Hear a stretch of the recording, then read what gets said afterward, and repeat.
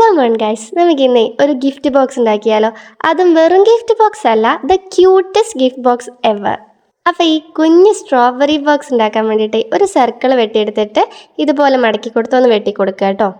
അത് red colour ആയാൽ കുറച്ചുകൂടെ ഭംഗിയായിരിക്കും. പിന്നെ അതിനൊരു ഹോളും കൂടി ഇട്ട് കൊടുത്തിട്ട് നിർത്തി കൊടുത്ത് അതിന് 2 എണ്ണം വെട്ടി മാറ്റുക.